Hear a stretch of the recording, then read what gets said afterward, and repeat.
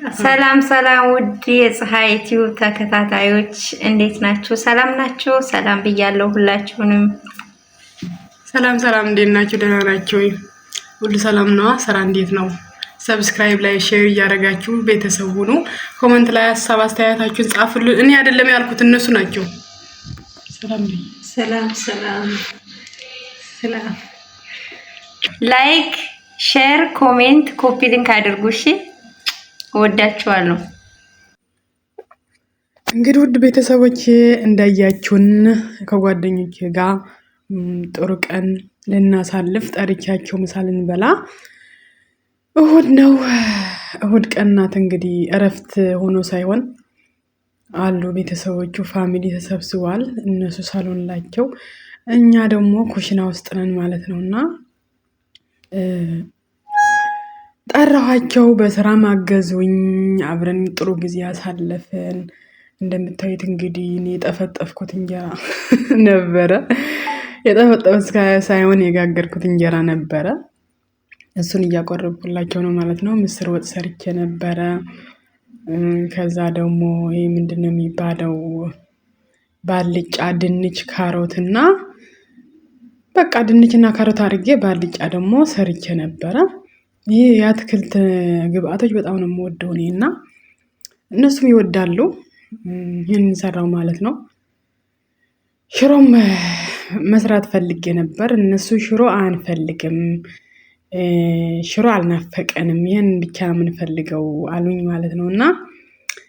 እና ውድና የተከበራችሁ ቤተሰቦቼ እዚህ ጋር ከጓደኞቼ ጋር እየተወያየን ልንበላ ስንቀመጥ ልጁ የምግብ ሳህን ፈልጎ ሳህን ቀይሩኝ ብሎ መጣ ማለት ነው። አሁን እንግዲህ መብላት ጀመርን።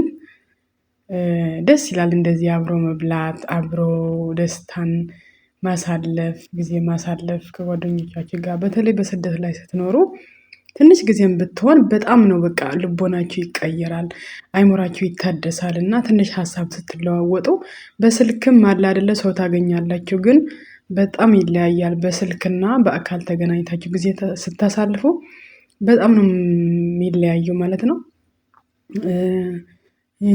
ውድ ጓደኞች በጣም ነው የምወዳቸው በእውነት። እንግዲህ ብዙ ጥሩ ጊዜ ደስ የሚል ጊዜ አሳልፈናል ማለት ነው። እንግዲህ እያጎረስኳቸው ነው ማለት እንዲጠግቡ ማለት ነው። እንዲጠግቡ እያጎረስኳቸው ነው። ቶሎ ምግቡ እንዲተውልኝ ብቻዬን እንድበላው ማለት ነው። እንደዛ ፈልጌ ነበረ፣ አልተሳካልኝም። እና እንግዲህ ደስ የሚል ጊዜ እየተወያየን እየተሳቀን ነበረ። እንግዲህ ጊዜ ስለሌለን ምግብ ላይ አይወራም፣ ግን ምግብ ላይ ካላወራን ቁጭ ብለን የምናወራበት ሰዓት አልነበረንም። ከሰዓት ነው የተገናኘነው። 2-3 ሰዓታት ብቻ ነው አብረን የተጫወትን ማለት ነው። እና ደስ የሚል ጊዜ ነበረ። ጓደኞቼ፣ በሰው ሀገር ያላችሁ እህቶቼ፣ በአረብ ሀገር ላይ የመውጣት እድል የሌላችሁ፣ እንደዚህ እንጀራ እንኳን የመጋገር እድል የሌላችሁ፣ እንጀራ የማግኘት እድል የሌላችሁ ብዙ እህቶቼ ያላችሁ እና ጥንካሬውን ብርታቱን ይስጣችሁ ነው የምላችሁ ማለት ነው።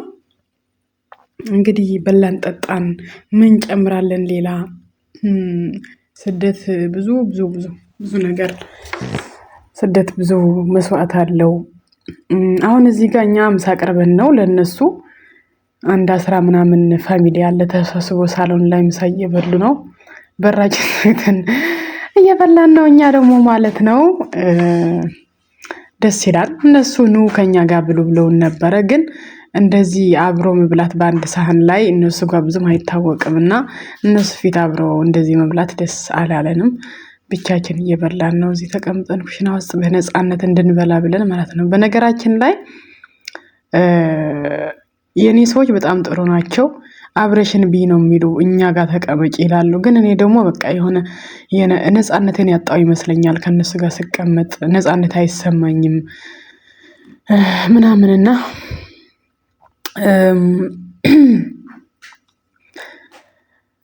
እና እንግዲህ እንደምታዩት ጥሩ ጊዜ ነበረ።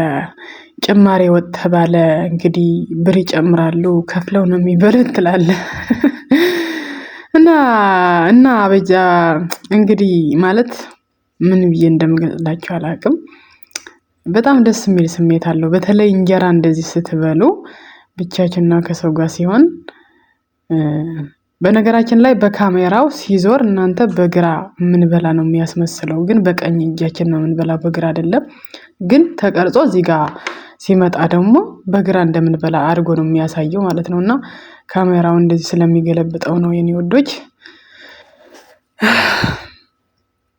እና ይሄንን ይመስል ነበረ። በጣም ደስ የሚል ጊዜ ነበረን።